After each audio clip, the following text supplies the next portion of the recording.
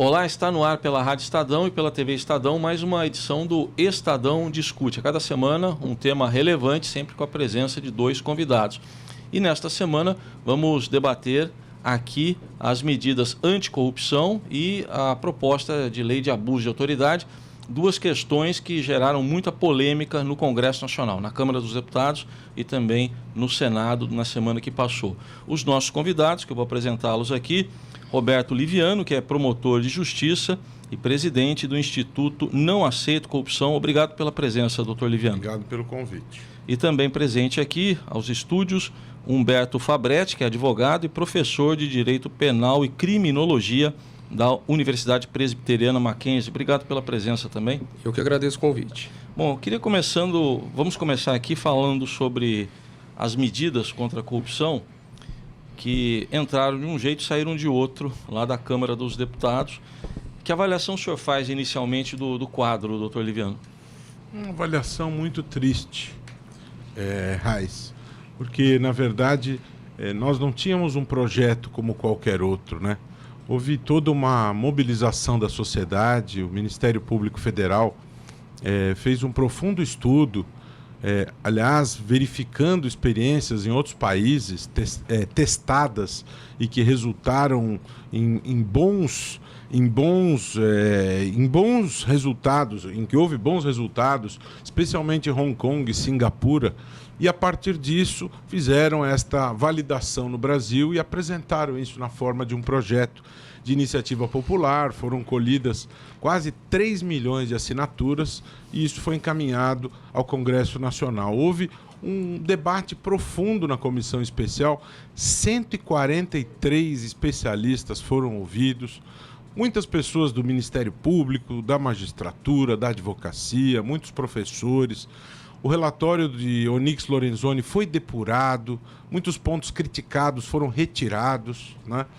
Então, não se trata de um projeto como qualquer outro, trata-se de um projeto que vem lastreado na legitimidade das assinaturas da sociedade, né? Então, o que se fez na madrugada de quarta-feira foi uma atitude de grande desrespeito, de escárnio para com a sociedade, porque isso começou a se votar depois da meia-noite, numa situação em que o país vivia luto. Aliás, o país não, o mundo, né? O mundo todo estava consternado com a morte dos atletas da Chapecoense e os deputados demonstraram total insensibilidade, desrespeito em relação àquela situação e desfiguraram totalmente as 10 medidas. Sobraram só 2, né? Uma é aquela do Caixa 2, que houve uma reação violenta na semana anterior, porque queriam votar sem se identificar. Anistia, né? No caso. Anistia, né? Do Caixa 2. Só 4 partidos concordaram em mostrar a cara, né? O PHS, o PPS, Rede e PSOL, né? Queriam aprovar essa anistia do Caixa 2. E isso foi o que acabou ficando. E a questão da transparência das informações da Justiça. O resto tudo foi mutilado, foi destruído. A responsabilização, a criminalização do enriquecimento ilícito, a modernização das regras sobre prescrição, acordos penais, leniência, tudo isso foi mutilado, tudo isso foi destruído. Responsabilização dos partidos, tudo isso que foi construído neste debate foi totalmente mutilado, né? É lamentável. E a sua avaliação, professor Barbetti, para a gente começar aqui? Bom, eu, com todo respeito, peço venha ao doutor Roberto para discordar veementemente dele. Eu acho que as 10 medidas contra a corrupção, que na verdade eram 19, ele se pautava muito mais como um projeto político, um projeto de poder do Ministério Público Federal e alguns outros órgãos de algumas outras instituições da sociedade brasileira, e com raríssimas exceções desses 19 pontos, a imensa maioria delas era completamente eivada de inconstitucionalidade. Então, o Ministério Público Federal, sob a retórica, né, de combate à corrupção, na verdade, estava combatendo direitos e garantias fundamentais que foram conquistados a duras penas pelo povo brasileiro, pela sociedade brasileira. E outra coisa que eu gostaria de salientar, que eu também com todo respeito, discordo do Dr. Roberto, é essa questão dessa iniciativa popular. Né? Porque, de fato, havia muitas assinaturas, né? 2 milhões e lá vai de assinaturas. Mas eu acho que chamar isso de um projeto popular é um pouco demais. Porque a questão, ela é uma questão técnica, ela é uma questão jurídica. Eu, sinceramente, eu duvido muito que as pessoas que eram abordadas, por exemplo, aos domingos na Paulista, pelos membros do Ministério Público Federal ou pelas pessoas que estavam apoiando a medida, conseguiam compreender o que todas aquelas medidas significavam para dar o apoio àquelas medidas. Então, utilizou-se de uma retórica que era a seguinte: se você é a favor da corrupção, você não assina as 10 medidas. Se você é contra a corrupção, você assina as 10 medidas. E, na verdade, não é isso que estava se discutindo. Isso transformou o debate em algo muito simples. É claro que todo mundo é contra a corrupção. Eu lia outro dia um texto onde o autor dizia: olha, todo mundo é contra a corrupção, inclusive o corruptor. Ele é contra toda a outra corrupção, ele só não é contra a corrupção dele. Mas ninguém em sã consciência vai falar: não, eu sou a favor da corrupção, eu acho que nós temos que ter um país cheio de corruptos. A mesma coisa, fazendo um paralelo, alguém dizer assim: eu sou a favor da pedofilia. Mas, não, óbvio, ninguém é a favor, do crime, ninguém é a favor da corrupção, ninguém com bom senso é a favor de nenhuma dessas mazelas da sociedade brasileira. Agora, essa questão da maneira como ela foi colocada, eu acho que faltou, de fato, esse debate, com a sociedade, de fato, sabendo o que ela estava assinando ali. Só para dar um exemplo, ontem, na comissão do Senado, o ministro Gilmar Mendes estava fazendo uma fala, e o ministro Gilmar Mendes é alguém que eu tenho profunda divergência no campo do direito, profunda divergência ideológica, mas ele disse algo que me pareceu muito, muito lógico. Ele, ao analisar as 10 medidas, ele falou: eu não consigo compreender que alguém que passava no viaduto do Chá e que assinava as 10 medidas tinha consciência que abria mão do habeas corpus, por exemplo. Que ele estava limitando o habeas corpus, que ele estava abrindo mão de um direito fundamental que a Constituição não permite que ele abra mão. Então, e esses debates que aconteceram também na Câmara dos Deputados, de fato, foi muito debatido, mas a imensa maioria dos juristas foi lá para criticar essas medidas. E essas críticas não foram levadas em consideração. Então, do ponto de vista técnico, para mim, essas 10 medidas, se tivéssemos 2 ou 3 ali que se salvavam e que estavam de acordo com a Constituição, era muito. A outra questão que eu aponto é de se colocar como se fosse uma medida da população. Não foi. Foi uma medida do Ministério Público Federal que tentou trabalhar de uma forma em que o processo penal ficava muito mais fácil para o Ministério Público atuar do que para qualquer outro órgão. Retirava, inclusive, algumas garantias constitucionais e limitava a atuação da advocacia de forma bem severa.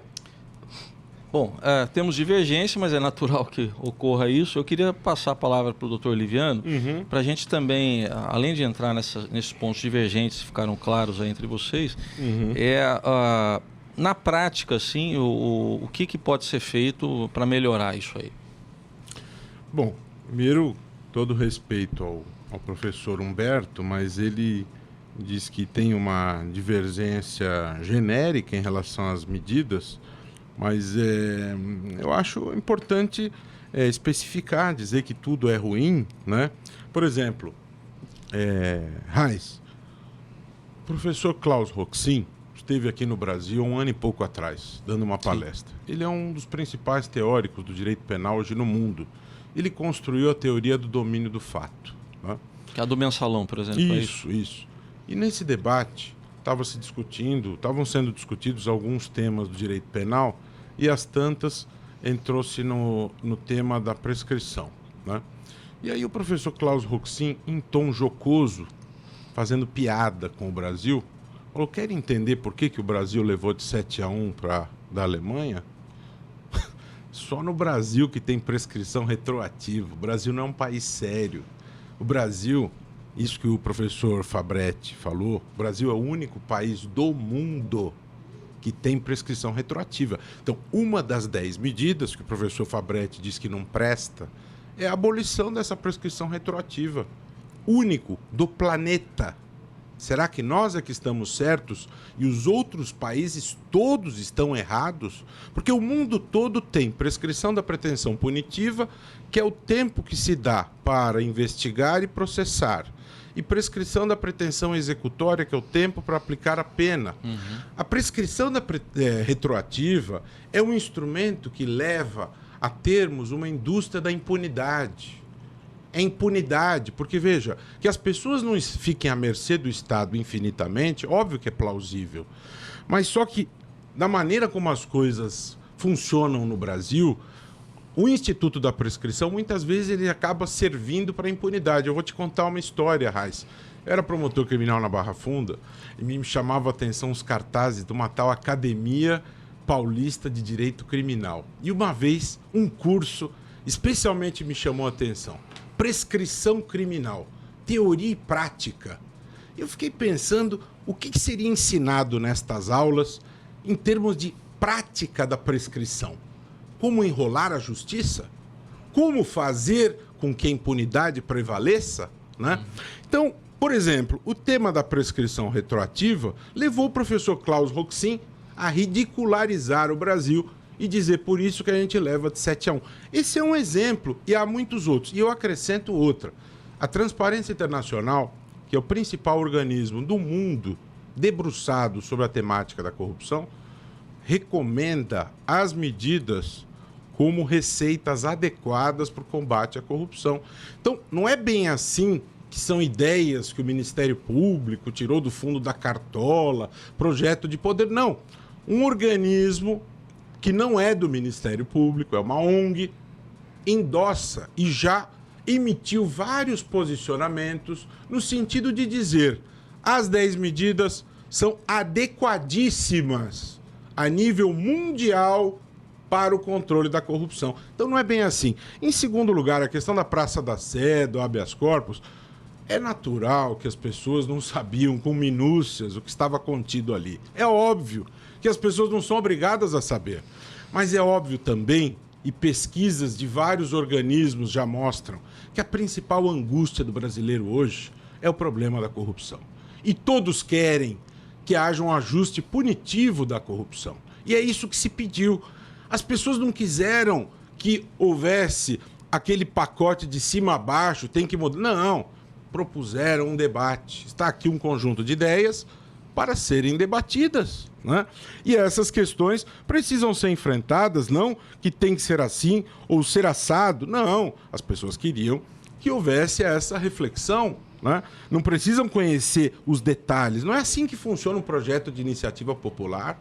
Propuseram que essa iniciativa acontecesse, que houvesse essa discussão, que houvesse essa reflexão. Então, o Ministério Público não é o dono disto. E ele tinha respaldo em experiências já testadas em Hong Kong, em Singapura. A Transparência Internacional emitiu notas recomendando a adoção dessas medidas e elas não eram avessas à Constituição. Isso não é verdade, não é fato. Vamos enfrentar as ideias concretamente e veremos que não. Veja, eu falo com muita tranquilidade porque eu tenho críticas a algumas das medidas. Eu tenho críticas. Por exemplo, teste de integridade, eu acho que é algo... vetado, né? Eu acho que não é uma coisa que funciona na cultura brasileira. A questão da prova ilícita, eu acho que nós precisamos ter muito cuidado. O Ministério Público jamais vai querer trabalhar com prova ilícita. Isso houve uma má interpretação do que se pretendia ali, entendeu? Agora, dizer genericamente que de A a Z o Ministério Público quer poder, etc e tal. Agora, nós vamos enfrentar uma coisa que você colocou e a gente não falou, que é a história do abuso de autoridade, né? Bom, vamos falar. Precisamos ser controlados. Quero começar dizendo isso. Sim. Eu quero ser controlado. Eu quero leis que me controlem e que controlem os maus juízes. Eu quero que os maus promotores, os maus juízes sejam rigorosamente controlados, porque eu cumpro meus deveres e eu quero que aqueles que não cumprem sejam punidos. Não há dúvida disso. Só que eu quero que a lei que vá rever isto seja feita numa condição absolutamente normal. E se eu quero rever a lei de abuso de autoridade, essa lei precisa abranger também a questão dos policiais que abordam pessoas pelo simples fato de serem negras. E também que abordem a questão de senhores que ocupam a cadeira de presidente do Senado da República para fazer lei para autoblindagem. Isso é abuso de autoridade. Então nós precisamos abranger tudo. Estes senhores que se acham acima da lei e acham que vivem no tempo do cangaço ou do coronelismo, também isso precisa ser verificado. Não é só o juiz, o promotor, é todo mundo. Senador, deputado, policial, todo mundo é autoridade. Né? Então que não se faça lei de vingança, de retaliação. E tem que ouvir toda a sociedade, movimentos sociais, direitos humanos, todo mundo tem que ser ouvido. Né? O Oliviano entrou já no assunto do abuso de autoridade, né, professor Fabretti? Porque acho que estão muito interligados, claro. Né? Tá muito ligado isso tudo. Essa questão especificamente, ontem, o juiz Sérgio Moro sugeriu uma emenda ali para que, na visão dele, não houvesse uma interpretação, uma divergência de interpretação que pudesse levar um juiz a ser punido, até com prisão. Esse ponto especificamente, como é que o senhor vê? Olha, assim, antes de entrar especificamente nesse ponto, eu preciso retomar um pouquinho o anterior. Conforme o professor Roberto falou, de fato, a prescrição ela é uma coisa brasileira, né? Digamos assim, faz parte da nossa cultura jurídica. Mas o professor Klaus Roxin, quando esteve no Brasil, inclusive ele esteve no Mackenzie, nós que o trouxemos para o Brasil, inclusive no dia que ele esteve aqui, nós demos para ele o título de doutor honoris causa. Né? Então, eu acompanhei muito de perto a vinda do Dr. Klaus Roxin para o Esse episódio que eu narrei não ocorreu no Mackenzie. Não ocorreu no Mackenzie. Em outro local. Mas a vinda foi em virtude do Mackenzie. Sim. E depois a gente até o levou para a praia, ficamos lá com ele alguns dias. E ele também disse, no Mackenzie especificamente, que o Brasil não entendeu a teoria do domínio do fato, porque aplicou errado no caso do mensalão. Né? Então, é óbvio que cada sistema jurídico tem a sua própria peculiaridade. Se alguém me perguntasse, olha, o que você acha da prescrição, né, da pretensão punitiva ou a prescrição de forma retroativa, que é depois que o juiz fixa a pena, ela é necessária? Olha, sendo bem honesto, eu acho que ela é necessária no nosso sistema jurídico. Porque nós temos um dos sistemas jurídicos mais lentos do mundo. Então é necessário que haja esse dispositivo para que obrigue os membros do Ministério Público, os membros da magistratura, a atuar de forma mais rápida, fazer com que o processo ande de forma mais rápida. É claro, não é uma crítica direta aos membros da magistratura ou aos membros do Ministério Público, porque o processo penal em si é burocrático. A gente ainda está trabalhando em muitos lugares com papel, o oficial de justiça não encontra as pessoas para serem citadas, mas ela é uma garantia do sujeito de que ele não vai ficar indefinidamente respondendo por um processo. Então, num país onde as coisas acontecem rápido, como a Alemanha, por exemplo, a Alemanha, um processo penal, ele demora 1 ano e meio para finalizar, do começo ao fim, você não precisa de prescrição. A coisa acontece. Aqui, eu já acho que os réus arrolam testemunhas que moram na Ásia. Sim. Isso atrasa processo. Mas aí Paulo Maluf arrola testemunhas do Uzbequistão, do Quirguistão. Sim. Isso leva os processos à prescrição. Mas isso aí basta não é nem o promotor e nem o juiz. Basta o juiz indeferir. Não é nem o promotor e o juiz. Basta o juiz indeferir a testemunha. Né? Daí não tem problema.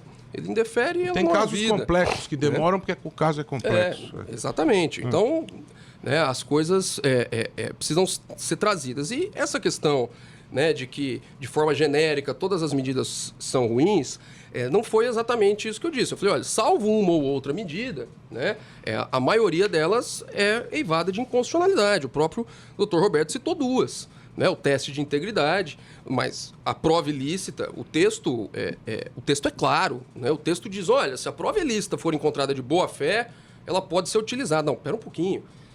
Eu estou legitimando a utilização de uma prova que foi encontrada violando a lei.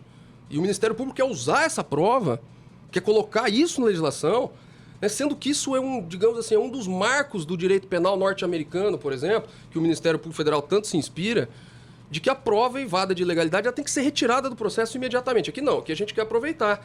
Então, o grande problema dessas talvez, dessas medidas é uma falta de sistematização com o ordenamento jurídico brasileiro. Porque aconteceu isso, de fato, que o Dr. Roberto falou. A gente pegou uma medida de Hong Kong, a gente pegou uma medida de Singapura, a gente pegou alguma coisa do direito americano, a gente pegou algo do direito europeu e virou um enorme Frankenstein que não conversa com a nossa Constituição. Né? Eu pergunto, o que o nosso sistema jurídico tem a ver com o de Hong Kong? Um país asiático, com outra cultura, coisas completamente diversas. Né? Então, essa é a minha crítica ao sistema. Né? Tudo aquilo que auxiliou o Ministério Público dentro do processo penal foi colocado dentro da medida. Tudo aquilo que eventualmente atrapalha o Ministério Público no desenvolvimento do processo penal não foi colocado na medida. Então não se buscou um processo penal mais justo, um processo penal mais adequado. Buscou-se um processo penal que permite que o Ministério Público exerça o seu trabalho de forma mais fácil. Essa é a grande questão por trás da medida. E se de fato a preocupação fosse com a corrupção, existem diversas outras maneiras, né, de se trabalhar com a corrupção. A corrupção ela não é um problema que deve ser trabalhado única e exclusivamente no campo penal. Muito pelo contrário. O campo penal, a gente aprende desde cedo, ele é excepcional. Nós não vamos acabar com a corrupção pura e simplesmente com matéria penal, com a criação de leis e com a criação de leis penais e com o aumento das penas. Né? Aí a gente falar que o Brasil tem muita impunidade. Concordo, o Brasil tem impunidade em determinados setores da sociedade, porque o Brasil é o 4º país com a maior população carcerária do mundo. Então isso não pode ser impunidade. Um país com a maior população, 4ª maior população carcerária do mundo, não podemos dizer que tem impunidade. A questão é só né? A gente pune bastante, social, né? Eu acho que talvez estamos punindo errado. Né? A gente precisa fazer Gostei do que o Dr. Roberto falou aqui da abordagem policial em relação aos negros. Precisamos fazer um levantamento no sistema carcerário e ver quem que está preso. Né? Está preso o pobre, está preso o negro, está preso o sujeito da periferia. E é ilusório nós também acharmos que essas medidas contra a corrupção, se passassem, seriam utilizadas só no combate à corrupção. Não, ela alteraria o processo penal inteiro. Elas seriam utilizadas contra o sujeito que furta uma mercearia, que não teria direito ao habeas corpus. Ela seria utilizada contra o sujeito que está traficando pequena quantidade de entorpecentes. Seria utilizado contra todo mundo. Então é uma grande mudança no sistema punitivo brasileiro. Não é algo pensado na corrupção. E quanto ao abuso de autoridade, uma outra coisa que eu não entendo é esse argumento de que não é o momento para se discutir abuso de autoridade. Mas era o momento para discutir 10 medidas contra a corrupção? O país está num momento de crise institucional. Nós estamos num problema de crise institucional, crise financeira, crise política. Na minha modesta opinião, eu acho que não era o momento de discutir nada estrutural. Mas o Ministério Público forçou para que as 10 medidas fossem aprovadas. Não deu certo. Agora, a hora que passa a questão do abuso de autoridade, mas nós vamos discutir abuso de autoridade agora, que o país está tão complicado. O projeto de lei de abuso de autoridade é de 2009. Está lá faz 7 anos, 8 anos para ser debatido. E a medida contra a corrupção faz 1 ano e pouco que está sendo discutido. Então, assim, eu acho que, de fato, seria o momento da gente parar um pouco e não discutir nenhuma coisa nem outra. Vamos ver para onde nós vamos caminhar. Né? Então, essa é a minha colocação. Mas esses dois assuntos eles estão sendo debatidos na Câmara e no Senado. O senhor vê pressa mesmo, né, nesse momento? Porque na Câmara a votação foi de madrugada e no Senado o presidente Renan Calheiros tentou apressar a votação até sem dizer qual era o pacote que estava sendo discutido. A pressa discutido. É que, como muitos dos nomes dos legisladores aparecerão na delação, a pressa é para as pessoas poderem se excluir da incidência da lei. Né? A meu ver, a pressa é essa. Né? Agora, comentando a fala do professor Humberto, eu quero dizer o seguinte, sem sombra de dúvida, que nós não podemos importar cegamente aquilo que deu certo em Hong Kong. Concordo totalmente com ele. Mas também nós não podemos cegamente nos fechar e achar que o Brasil sabe tudo. Nós precisamos ter a humildade, Humberto, de olhar as experiências que foram utilizadas lá e verificar se algo pode nos ensinar. Claro, algo pode ser útil. Algo pode ser útil. Então, acho que andaram bem ao olhar experiências testadas e que funcionaram. A Transparência Internacional, ela tem um olhar para o mundo. Há 20 anos, ela tem o índice de percepção da corrupção do mundo. Então, quando a Transparência diz que as 10 medidas são recomendáveis, ela tem um olhar planetário. Portanto, ele não pode ser ignorado.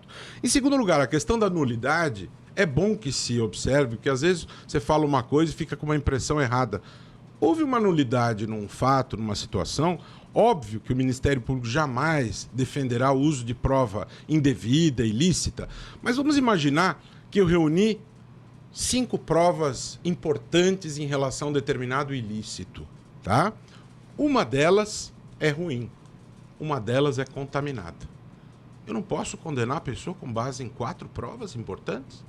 O fato de uma ser ruim, as outras 4 são inidôneas para condenar? Isso não né? existe, doutor. Mas é... Não existe. Muitas vezes a argumentação vai para este lado e conseguem-se anular processos com esse tipo de argumentação. Bom, mas aí a gente precisa analisar o juiz que está anulando esse processo. Só para fechar essa questão do abuso de autoridade, que o professor Humberto falou, precisamos sim, por que não? É bom dizer o seguinte, tem um tipo penal nesse projeto de 2009, viu, Reis, que diz o seguinte: se o promotor oferece uma denúncia, né, e o denunciado obtém um habeas corpus trancando a ação penal, porque falta justa causa, e é perfeitamente plausível, claro, porque o direito é uma ciência interpretativa. O promotor honestamente fez o trabalho dele, entendeu que houve crime, ofereceu a denúncia, não teve má fé, foi a interpretação dele. O desembargador entendeu que não há justa causa e tranca a ação penal. Sabe o que acontece em decorrência da interpretação do desembargador? O promotor vira bandido. É só olhar a lei penal, o projeto, o promotor vira criminoso. Oferecer denúncia quando não há justa causa. Veio eliminar do tribunal, não tem justa causa. Ou seja, como é que se trabalha para punir criminosos deste jeito? Ou seja, é nítido o caráter de retaliação, de querer intimidar quem processa corruptos. Na semana que se passou, houve uma reação aí do Ministério Público Federal, principalmente, mais ainda da Força-Tarefa da Operação Lava Jato. E eu queria uma avaliação de vocês. Lógico que o doutor Liviano é promotor estadual, né? Não está no âmbito aqui federal, mas é que a Lava Jato é emblemática aqui por vários motivos. Ela estaria correndo algum tipo de risco com essas medidas aprovadas desse jeito e discutidas do jeito que estão sendo discutidas lá no Senado? Começo aqui pelo doutor Liviano. Veja, Reis, com a prudência que a situação impõe, porque eu não atuo na Operação Lava Jato, nem sou procurador da República, eu vou me basear naquilo que eu tenho conhecimento, pelo que é divulgado, pelo que é publicado, né? E olhando assim, o aspecto global desse projeto. A meu ver, olhando os tipos penais deste projeto de abuso de autoridade, tanto esse que está no Senado, né, e que o presidente Renan Calheiros quis urgência, né, quis acelerar a tramitação, assim como isso que foi objeto de destaque na Câmara, tanto uma coisa como a outra, vejo como nítido o caráter de vingança, de retaliação. Aliás, isso ficou muito claro nos discursos de vários deputados durante aquela fatídica madrugada. Muitos deles disseram: sofri nas mãos do Ministério Público, 3 pontinhos, agora vou me vingar. Né? Fui processado, a filha do Antony Garotinho, ele foi vítima. Quer dizer, não se trata... Nós precisamos tomar muito cuidado que aquele é um espaço de produção de leis para o bem comum, né? Os parlamentares, eles não estão autorizados a fazer leis para se autoproteger, leis para autoblindagem e nem leis para retalhar, né? Isso é absolutamente desvio de poder. Isso é inadmissível. E eu vejo como absolutamente possível e preocupante que o objetivo seja exatamente este. E vejo como uma história que se repete com contornos muito parecidos com aquilo que ocorreu na Itália. Não é? Na Mãos Limpas. Toda a trajetória da Operação Mãos Limpas se repete aqui, inclusive com essa questão de que inicialmente houve a verificação de prática de crimes em relação a um determinado segmento político, depois houve a ampliação e quando atingiu todo o espectro partidário, os políticos se uniram para fazer leis e aniquilar as condições de trabalho, as possibilidades de trabalho do Ministério Público e da magistratura. E vejo isso nitidamente aqui. Tanto um como o outro, se você olhar os tipos penais, como eu disse e repito, não há problema em fazer leis para controlar. Apesar de que, é bom que fique bem claro, Ministério Público e Magistratura hoje são muito bem controlados pela Corregedoria, pelo Conselho Nacional do Ministério Público e Conselho Nacional de Justiça. Há vários tipos penais no Código Penal que controlam. Há vários casos que são objeto de processos e condenações. Mas tudo bem, o abuso de poder, quem tem poder tem que ser controlado, tá certo? Mas não com esses tipos penais que são colocados ali, que são tipos abertos e que tudo cabe ali. O objetivo do tipo penal aberto, essa elasticidade, é para você ter justamente o campo da vingança. E isso é inadmissível. Né? Bom, vou pedir a opinião. Então vejo risco, sim. Vejo um objetivo aí de se fazer, de se mandar um recado ameaçador, que é inadmissível. Né? Pedir a opinião, então, do professor Fabretti, nesse aspecto específico da Lava Jato, lembrando que a gente já falou até no primeiro bloco, mas que a gente precisa, talvez, entrar mais nesse argumento do juiz Sérgio Moro, da interpretação, né? Que ele diz que do jeito que está escrito, se deixa margem para interpretação. Ele sugeriu um artigo mais explícito em relação a isso. Queria que o senhor opinasse. Olha, honestamente, eu tenho duas críticas ao projeto de abuso de autoridade da forma como ele está redigido. Porque eu concordo com o doutor Roberto, nesse campo ele tem razão, de que alguns dos incisos que criminalizam as condutas dos promotores e dos juízes, eles são muito abertos. Né? E o tipo penal aberto, ele dá margem a interpretações, então a gente não tem aquela garantia fundamental de eu saber o que eu posso fazer, o que eu não posso fazer, para saber se vai ser enquadrado ou não vai ser enquadrado em crime. E o princípio da legalidade, que exige essa limitação, é uma garantia constitucional. Né? Mas só para mostrar como que as coisas são interessantes. Nas 10 medidas contra a corrupção, tá tudo bem a gente violar algumas garantias constitucionais em nome da não corrupção. Agora, quando é para proteger o abuso de autoridade, aí não pode violar, porque aí é uma garantia constitucional. E eu concordo, não pode nenhuma das hipóteses. Né? Mas eu acho que o argumento ele precisa ser coerente para não permitir a violação de garantia constitucional nem para um lado, nem para o outro. Agora, eu não vejo a questão da Lava Jato, especificamente, em perigo em virtude da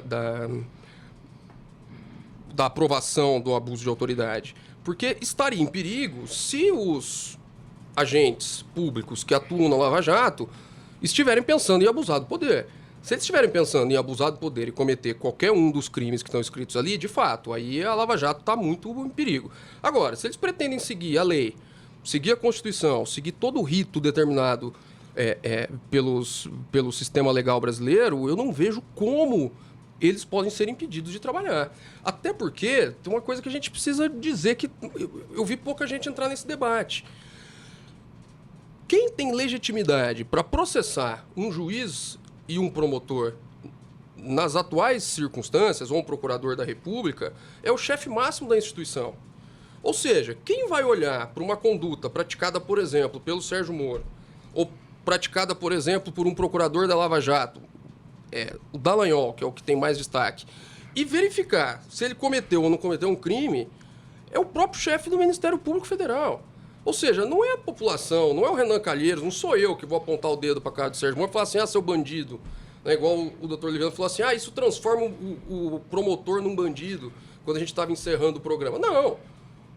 Ele fazer aquela situação vai dar aso ao Procurador-Geral de Justiça analisar a conduta. E se ele analisar a conduta e achar que não houve ali um crime, ele não denuncia, ele mantém as coisas da forma como estão. O problema é que hoje a magistratura e o Ministério Público, com a devida vênia do Dr. Roberto, eles não são fiscalizados. Eles são fiscalizados do ponto de vista administrativo, ou seja, se cumpriu o prazo, não cumpriu o prazo, e as punições, as sanções, é algo que beira o absurdo. A punição máxima que nós temos para um juiz e para um promotor hoje claro, fora do âmbito criminal, é a aposentação com recebimento integral dos vencimentos. Isso é um escárnio para a população brasileira. Nós temos uma juíza que determinou que uma criança fosse presa junto com adolescentes, com adultos no Pará. Ela foi estuprada 15 vezes e essa juíza foi aposentada como forma de punição, recebendo seus vencimentos. Então, será que nós não precisamos de controle sobre essa atividade? Será que nós não precisamos de um controle sobre aqueles que têm a caneta sobre a liberdade de alguém? Que tem o poder de mover ou não uma ação penal? Eu acho que essa é a discussão. É claro, ninguém quer abuso de nenhum lado. Tem essa falha? Tem essa falha. O doutor Sérgio Moro apontou uma coisa que eu concordo. É o que ele chama de crime hermenêutico. Ele fala, olha, eu entendi o fato de uma forma. Eu condeno. O advogado vai lá e apela. Isso vai para o tribunal. O tribunal entendeu diferente de mim? Concordo. Eu acho que impossível da gente criminalizá-lo nessa forma. Isso seria, inclusive, inconstitucional. A interpretação. A interpretação. Né? Seria absolutamente inconstitucional. E todos nós sabemos que, ainda que uma lei inconstitucional passe, o Poder Judiciário e o Ministério Público vão se recusar a aplicá-la. E são as formas de controle da situação. Né? Nenhum procurador-geral da República, nenhum procurador-geral do Estado vai processar um promotor de justiça que abriu um inquérito civil público com uma investigação e depois foi trancado pelo tribunal, sendo que ele teria ali elementos mínimos. Agora, o problema é que hoje eu não consigo provar, ou melhor, nem se eu conseguir provar que o promotor de justiça abriu uma investigação indevida, eu consigo puni-lo. Essa é a questão. Então, é abrir o leque de possibilidades. Eu acho que é isso. Imagina, pelo menos eu falo por mim, não existe democracia sem um Ministério Público e sem uma magistratura fortes e independentes. Mas ser forte e ser independente não significa ser incontrolável. Nesse ponto, o senhor acha que está muito aberto também, doutor Livino? Não, eu concordo com várias coisas que o Humberto colocou e quero acrescentar aos comentários dele o seguinte. Em primeiro lugar, de fato, se houver crime, no caso de algum desvio de conduta de um procurador, o Procurador-Geral da República, sim, ele teria atribuição para tomar medida criminal, né? Mas é óbvio que o Conselho Nacional do Ministério Público, a imprensa, os advogados, todos vão estar de olho nessa conduta, todos pressionarão e exigirão a tomada de medidas, né? Então nós temos algo que se chama de controle social, né? Óbvio que a caneta pertence ao Procurador-Geral da República, mas nós temos o controle social, que ele é importante e ele não pode ser desconsiderado. Esse é um ponto. Concordo que a punição para a juíza do Pará de apenas receber a aposentadoria, isso funciona até como um prêmio, concordo totalmente. Mas isso não é rever a lei de abuso de autoridade. Essa é uma lei de caráter criminal, tá certo? Nós estamos falando de uma consequência administrativa, estamos falando de outro âmbito com o qual eu concordo com você. Eu acho que nós precisamos fazer esta revisão e acho que deve haver um escalonamento respeitoso à proporcionalidade. Se há infrações que têm gravidades diferentes, as punições têm que ser proporcionais. Punições, violações de pequena gravidade têm que merecer sanções de pequena gravidade. Este caso do Pará, a meu ver, é uma atrocidade. E, a meu ver, a consequência que se aplicou é absolutamente descabida e gera a sensação de injustiça. Eu concordo totalmente. Aliás, me posicionei publicamente em relação a isso. E isso tem que ser revisto. Mas isso não é mudar a lei de abuso de autoridade, que é uma lei de caráter penal. Isso é uma outra discussão, né? Existem várias coisas, por exemplo, foro privilegiado. Não se pode discutir isso nas 10 medidas, porque isso é uma questão constitucional, né? Você precisa rever isto no espaço próprio, né? Aliás, eu quero dizer uma coisa que o Humberto colocou sobre a questão do abuso do pessoal da Lava Jato, viu, Reis? É sempre bom lembrar que 97% das decisões do juiz Sérgio Moro, a partir das provocações dos procuradores, foram confirmadas pelos tribunais. E o TRF lá de Porto Alegre, não, né? até o Supremo. Até o Supremo. Até o Supremo. Isto é a chancela de que não houve abuso. E é bom lembrar também que nesses 97 está incluso o Supremo, onde existem 8 ministros nomeados por Lula e Dilma. Ou seja, os atos destes governos foram controlados e eles escolheram os ministros. Portanto, complô não se pode dizer que houve. Além disso, as delações premiadas, elas foram feitas mais de 70% por pessoas soltas. Houve até gente que veio de fora do Brasil voluntariamente colaborar. E a Lei 12.850 diz claramente que não se pode embasar uma condenação apenas em delação, né?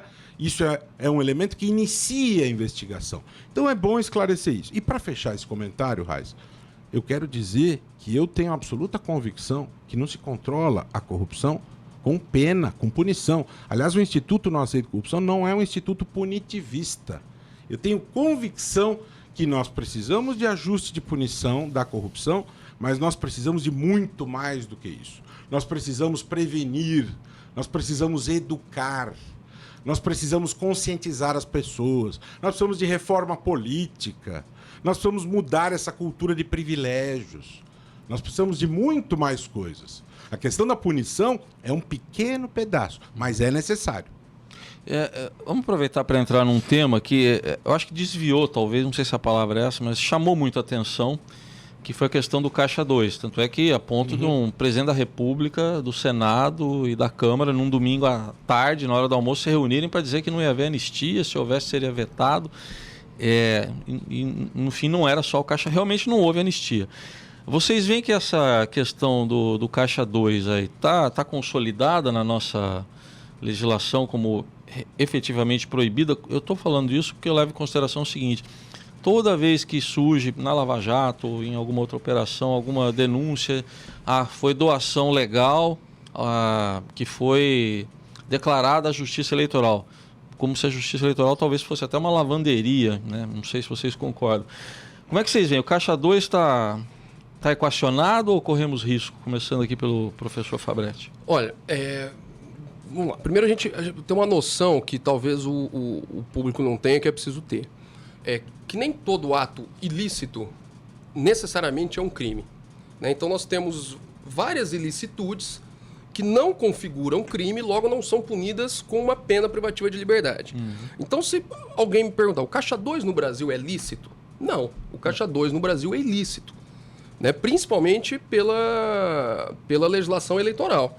Então, só que as sanções que são dadas àqueles que praticam Caixa 2, seja o partido, seja o próprio candidato, é de verba não contabilizada, o que leva a ele a ter um problema no registro da candidatura ou até no próprio caso eleito para ter o cargo. Então, assim, o Caixa 2 ele não é permitido.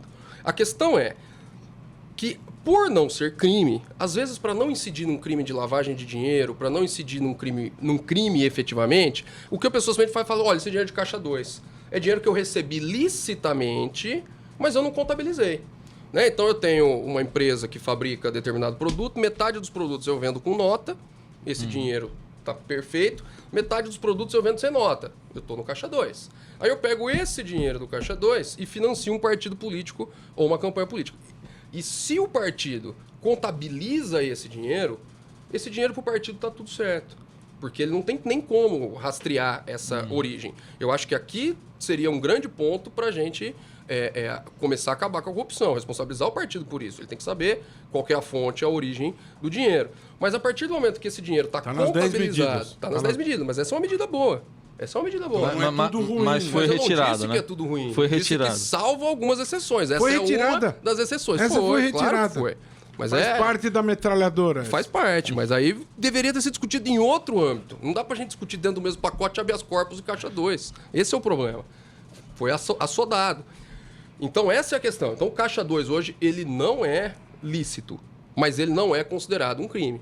Essa é a questão da maneira como ela está posta. E eu acho que, pelo jeito, vai continuar do jeito que está. Quer dizer, então a Justiça Eleitoral acaba de uma certa forma, Justiça Eleitoral resolver essa questão, mas sem entrar no âmbito criminal. Doutor Oliveira. Mas veja só. Eu não concordo. Eu acho que isso deveria ser alterado. Entendi. Isso era até a proposta, é um dos itens proposto aí no conjunto das 10 medidas. É justamente para corrigir, é o estudo que foi feito, Raiz, para ajustar essa situação, né? Então, o Ministério Público Federal propôs justamente a criminalização, porque hoje o que nós temos é uma regra prevista no artigo 350 do Código Eleitoral que é uma espécie de falsidade ideológica que só responsabiliza aquele que dá uma declaração indevida. Então é só aquele indivíduo que deu a declaração, ele era obrigado a declarar e declara diferente. A proposta contida nas 10 medidas, ela alcança todos aqueles que, de alguma maneira, estão envolvidos nesta prática. E essa é uma das que se salvou. É uma dos 20% salvos, né? Então agora nós temos isso. E por que é importante criminalizar o Caixa 2? Porque quando se destampou o caldeirão aí do Petrolão, você percebe o quanto isto é disseminado. O quanto esta questão é, infelizmente, naturalizada. O quanto se fala disso como se fosse a coisa mais óbvia e aceitável do mundo. Todo mundo faz. Isso me lembra uma situação surreal. Eu estava dando uma palestra num pessoal que faz uma mesa redonda sobre compliance e tinha um grupo lá do Instituto Compliance Brasil, né? E aí eles me contaram que chegou um pessoal ali, que muitas empresas estão organizando seus departamentos de compliance, agora com a nova lei anticorrupção e tal. Diz que chegou uma empreiteira para eles e falou: olha, nós estamos interessados, queremos organizar aqui na empresa o setor de compliance e tal, e queremos a ajuda de vocês, né, do Instituto. Então, nós queremos implantar, mas queremos um sistema de compliance com Caixa 2. Vocês poderiam implantar para nós o compliance com Caixa 2? Né? Então é surreal, Raiz. Você está entendendo? Então essa história parece piada. Mas como diz o Zé Simão, é país da piada pronta. Entendeu? Então é necessário. Nós não podemos ter essa coisa banalizada como se fosse absolutamente aceitável. Não, é assim mesmo, estamos condenados. Não, isto aqui é absolutamente proibido. Isso é absolutamente condenável e não é porque se faz que você vai dizer, puxa, é assim mesmo, olha, não. Não, isso tem que ser punido. Isso tem que ser punido. Por que tem que ser punido? Porque isso quebra a igualdade de forças numa campanha. Tá certo? Para que existe a justiça eleitoral? Para você não ter o abuso do poder econômico. Você não pode permitir que aquele que tem mais dinheiro tenha mais condições do que o pobre que tem melhores propósitos. Isso não é justo. Isso não é razoável. Entendeu? É aquele que quer, que traz o bem comum que tem que prevalecer. Não o que tem mais dinheiro. Sim. Ainda mais dinheiro de origem escusa. Eu estou indo já para as considerações finais. Eu vou pedir só uma palavra de vocês sobre um assunto que não está nem nas medidas anticorrupção, nem na lei de abuso de autoridade, nem poderia estar, mas que toda vez que a gente discute, vocês mesmos aqui citaram de passagem, o foro privilegiado. Sempre desemboca nisso. Alguma discussão sempre desemboca nisso. Eu só queria uma opinião final, então, nas considerações finais, sobre essa discussão que está em andamento também, já foi avaliada agora pela CCJ do Senado, do fim, ou não fim, a restrição, né, do foro privilegiado, começando pelo professor Fabretti. Olha, o foro privilegiado hoje, ele está se tornando, na verdade, uma faca de dois gumes, né? Porque o que significa foro privilegiado?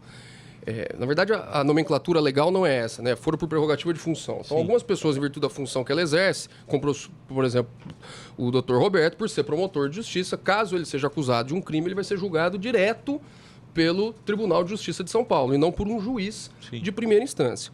A justificativa que se tem para isso é proteger a atuação funcional do promotor de justiça e o próprio cargo, porque pode ser que ele caia nas mãos, entre aspas, de um juiz que não gosta dele, um juiz que seja vingativo, que torça para outro time. Então essa é a ideia, é equilibrar essa função. Só que com algumas alterações legislativas no Brasil, como por exemplo a lei da ficha limpa, ela começou a considerar que se você é condenado criminalmente por colegiados, ou seja, mais de um julgador, né? Então, Tribunal de Justiça, uma Câmara, uma turma e assim sucessivamente, você se torna inelegível.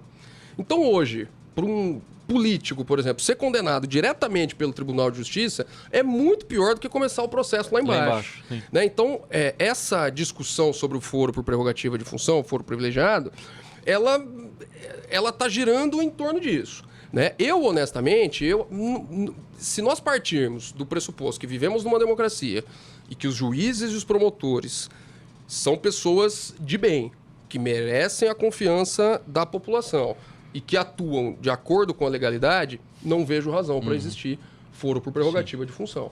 Mas eu acho que a gente ainda não chegou lá. Entendi. Então precisa ter uma... né, para em determinados lugares do país, o promotor não ser ceifado na sua atuação, para o juiz não ter medo de decidir contra determinadas pessoas. Sim. Eu acho que é preciso tomar um pouco de cuidado com essa questão. Problema grave aí, porque no fundo, o que está contido aí é a manutenção da cultura dos privilégios. Eu sou o promotor, tenho direito a este foro e sou contra ele. E primeiro por essa questão que eu acho que conceitualmente é inadequada, inadmissível você ter a manutenção dessa situação diante do princípio da isonomia. Em segundo lugar, porque o tribunal ele é um equipamento do sistema concebido para julgar recursos. O tribunal, o órgão colegiado, como disse o professor Fabretti, ele faz a reapreciação de casos já julgados. Ele não instrui causas. Tá certo? Então, quem julga os recursos não está equipado, não tem a infraestrutura necessária para fazer a instrução. Você veja o caso de Renan Calheiros, que acaba de ser examinado, estava lá há 9 anos parado. Então, o que acontece? Justamente, o foro privilegiado, ele é uma indústria da impunidade. Se eu não tenho foro privilegiado, a justiça anda. Quando as pessoas não têm o foro privilegiado, você distribui justiça. Então, óbvio que eu tenho situações complicadas, como o Humberto colocou, mas no perde-ganha dessa história, o saldo é absolutamente positivo. Né? Talvez presidente da República e tal, mas você olhar no cenário mundial, pouquíssimos países têm. Bom, quero agradecer então aqui a presença do Dr. Roberto Liviano, promotor de justiça e presidente do Instituto Não Aceito Corrupção. Obrigado aqui pelo debate. Eu que agradeço e aproveito para convidar todos os ouvintes da Rádio Estadão, da TV Estadão, domingo, dia 11, Corrida e Caminhada Não Aceito Corrupção. www.corridanãoaceitocorrupção.com.br. Todo mundo lá. Obrigado também aqui ao professor e advogado Humberto Fabretti, professor de Direito Penal e Criminologia da Universidade Presbiteriana Mackenzie. Eu que agradeço o convite e estou à disposição sempre que precisarem. Muito obrigado. E agradeço ao ouvinte, ao telespectador também da Rádio Estadão, da TV Estadão, por ter acompanhado aqui o debate. Posições divergentes para a nossa reflexão e semana que vem, mas algumas convergentes também, né? Teve convergência. E a gente volta semana que vem com outro tema relevante aqui para análise e discussão no Estadão Discute. Até lá!